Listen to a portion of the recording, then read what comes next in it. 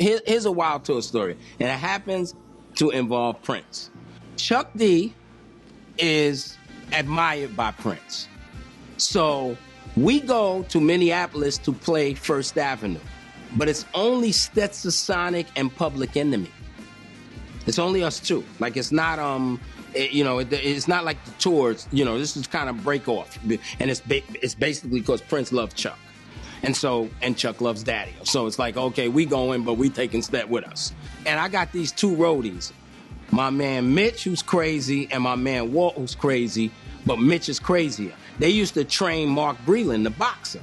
So, when they out there with us, they kind of like halfway security, halfway roadies and everything. So I'm sitting in the limo because it's hot in First Avenue. That's the club we playing in, Prince's Club. It's hot in First Avenue. So I'm sitting in the limo because I'm just cooling off. We're going to go on in a little while.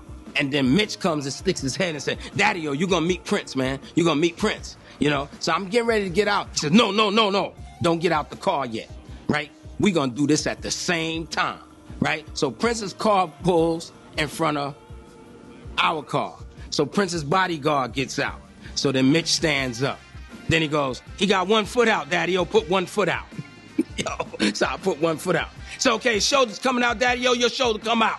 Boom. He said, okay, his whole body's out, whole body's out. Boom. And then he gets in front of me and walks me to Prince to shake his hand. But it was so crazy, like the way he did it. He was like, look, man, I know it's Prince, but, we're gonna do this at the same time. You're not sunning, he not sunning you. You ain't gonna walk up there like no groupie. And the one thing I remember, he was a nice guy, but those was the softest hands I ever shake in my life. I never forget when I shook his hands. I was like, what the?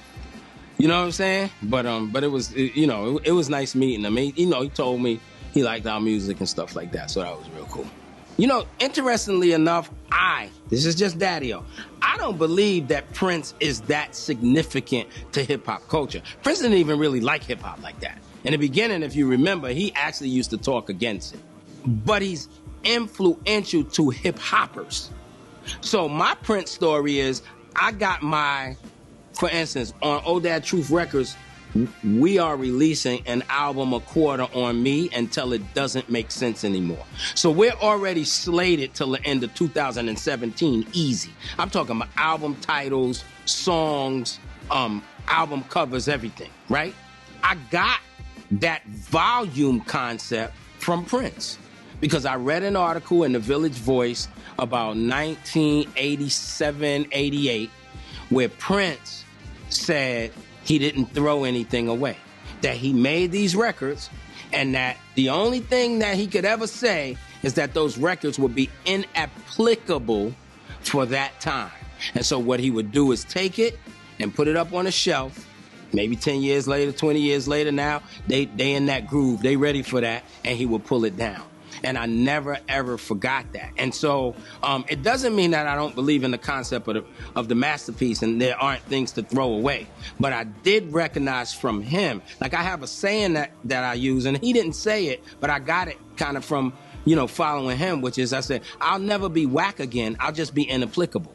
But the concept of me being whack, it's never going to happen again. But what I do might not apply to maybe urban radio or pop radio or this concert. You know what I'm saying? Every show I play is a different show. If I'm playing DC and I'm playing DC for people that's 30 pluses, of course I'm opening the go-go. Of course I am. If they're younger, then I don't have to open the go-go. You see what I'm saying? So it's different things. But he taught me that you can make that distinction between whack and inapplicable. A lot of times nowadays, people think inapplicable is whack. They're wrong.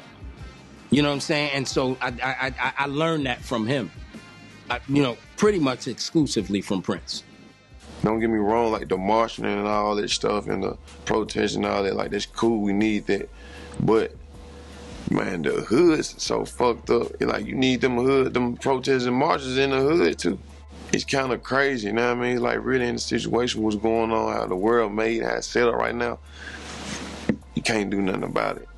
Fife, I was the first person, I kind of connected with at on a major label type of thing as an artist on the Family Tree tour that really like checked my beats. I was like, man, you know, like you really dope.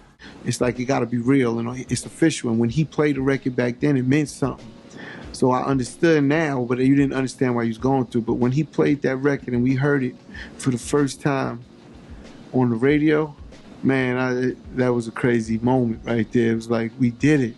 He showed me like, I mean, 9 or 10 composition notebooks of rhymes.